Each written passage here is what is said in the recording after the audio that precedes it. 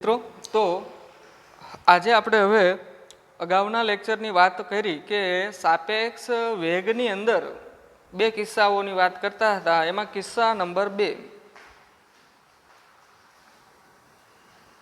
આ કિસ્સો એવો છે મિત્રો કે જેમાં અવલોકનકાર કેટલા હોય તો કે એક જ હોય. ઓકે,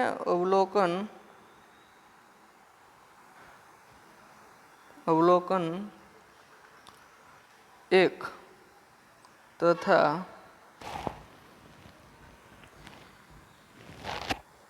ગતિ કરતા પદાર્થો બે હોય. તો એવા કિસ્સામાં આપણે અહીંયા સાપેક્ષ ખ્યાલ છે એ મેળવવાનો છે. માની લો કે હું એક ઉદાહરણ આપું કે એક રસ્તો છે. ઓકે, આ રસ્તા ઉપર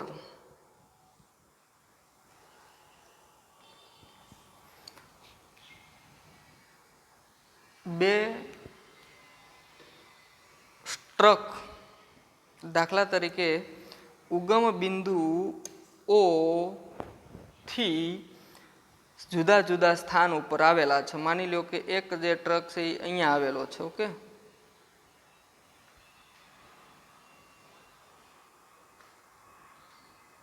આ ટ્રક એક અહીંયા છે. આ ટ્રકને નામ આપીએ A, જે ઉગમ બિંદુથી x એ અંતરે આવેલો છે એવું કહી શકાય. બીજો ટ્રક દાખલા તરીકે અહીંયા આવેલો છે.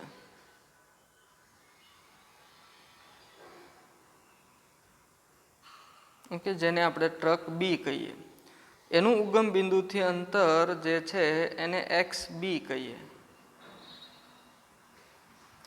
A તથા B ટ્રક બંને અનુક્રમે ગતિની શરૂઆત કરે. ઓકે, હવે અવલોકનકાર આપણે એક જ લેવાનો છે. એટલે અહીંયા દાખલા તરીકે આપણે કોઈ વ્યક્તિને ઊભો રાખી દઈએ જે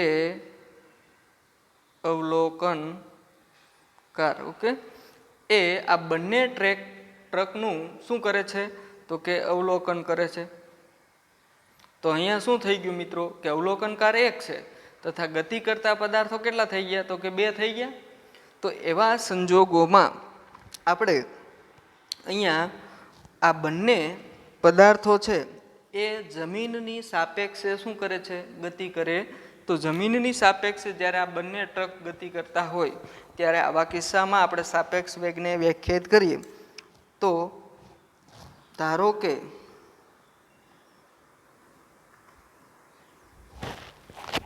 A તથા B સાથે સંકળાયેલ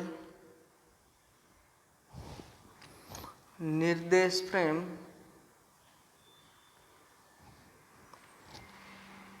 જમીન હોય.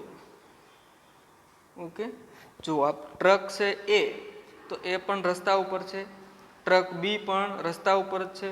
તો બંને માટે નિર્દેશ ફ્રેમ કઈ છે, એક જ છે. ઓકે, તો આપણે એવું કહી શકાય. એના માટે હું એક આકૃતિ તમને વિસ્તૃત સમજાવું તો વધારે ખ્યાલ આવશે કે આપણે એક XY સમતલની અંદર આ બંને ટ્રકને હવે જોઈએ.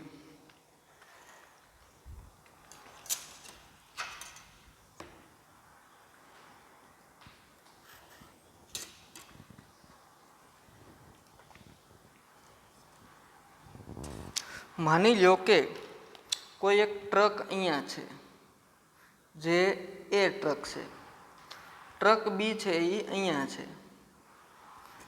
ઓકે, હવે ટ્રક A જે છે એ ઉગમ બિંદુથી એટલે કે જમીન ઉપર કેટલા અંતરે છે તો કે આપણે એને નામ આપ્યું RAG.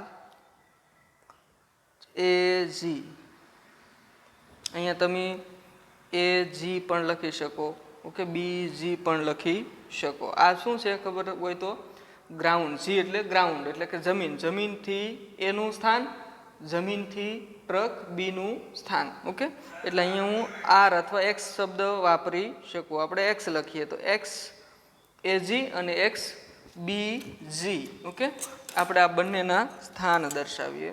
ટ્રક બી છે એનું જમીનથી સ્થાન એક્સ બી જી.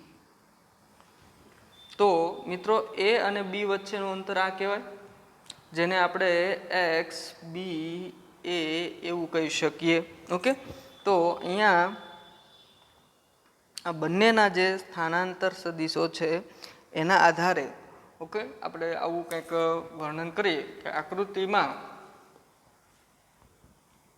આકૃતિમાં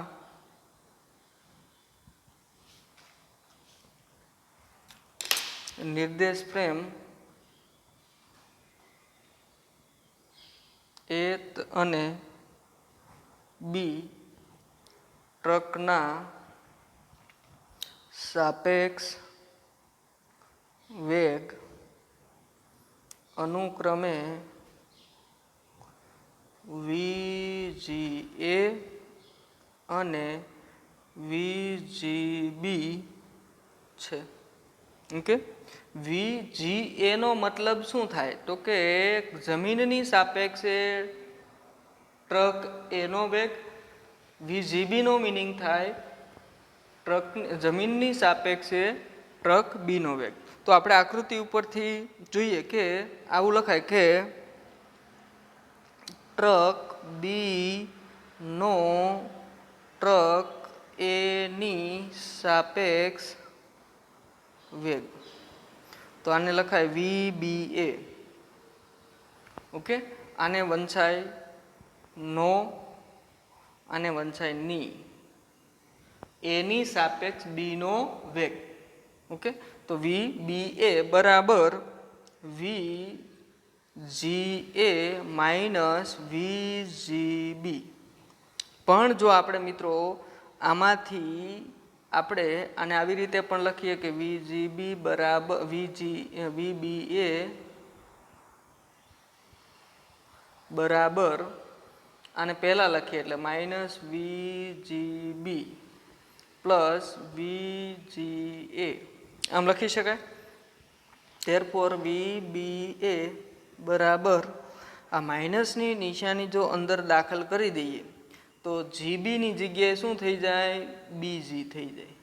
આ ખાસ નોંધવા જેવી બાબત કે જો VBG હોય તો એને કહેવાય માઇનસ VGB તથા VG અથવા બી એ હોય કે GA હોય ઓકે તો આને કહેવાય માઇનસ VAG. ઓકે, તો આવી રીતે અહીંયા શું થઈ જશે માઇનસ VAG. તો VBA બરાબર VBG માઇનસ VB અથવા આને આમ પણ લખાય VB માઇનસ VA.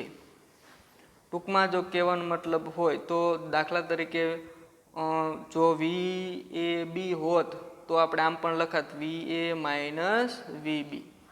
આને કહેવાય બીની સાપેક્ષે એનો વેગ. ઓકે, એટલે આવી રીતે પણ આપણે મેળવી શકાય સૂત્ર. પણ આ જે છે એ કોની સાપેક્ષે અહીંયા ટ્રકનો વેગ બતાવે તો કે ટ્રક બીની સાપેક્ષે ટ્રક એનો વેગ. આ જે સૂત્ર છે એ ટ્રક એની સાપેક્ષ ટ્રક બીનો વેગ દર્શાવે. એટલે આમ લખી શકાય કે VBA તો એની સાપેક્ષ બીનો વેગ અને VAB શું છે બીની સાપેક્ષ એનો વેગ. ઓકે મિત્રો, તો આવી રીતે સાપેક્ષ વેગ જ્યારે જમીનની સાથે આપણે બે કોઈ ગતિ કરતા પદાર્થો હોય અને એક જ અવલોકનકાર હોય એવા કિસ્સાની અંદર આપણે આવું સૂત્ર છે એ તારવી શકીએ.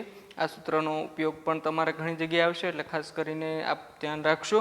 તો આપણો આજે જે છે એ અવલોકનકાર એક તથા ગતિ કરતા પદાર્થો બે હોય એવા કિસ્સાની અંદર સાપેક્ષ વેગની ચર્ચાઓ કરી અને હવે આપણે સાપેક્ષ સ્થાનાંતર ઉપર વાત કરવાના જે આપણે નેક્સ્ટ લેક્ચરમાં જોશું.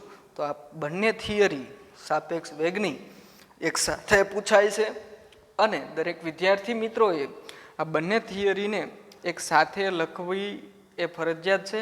એટલે બંને લેક્ચરો જ્યારે જોશો આપ ત્યારે એ બંને થિયરીઓને એટલે કે કિસ્સો 1 અને કિસ્સો 2 આ બંને કિસ્સાઓને એક સાથે આપ લખીને એ સંપૂર્ણપણે સારી રીતે તૈયારી કરી શકો.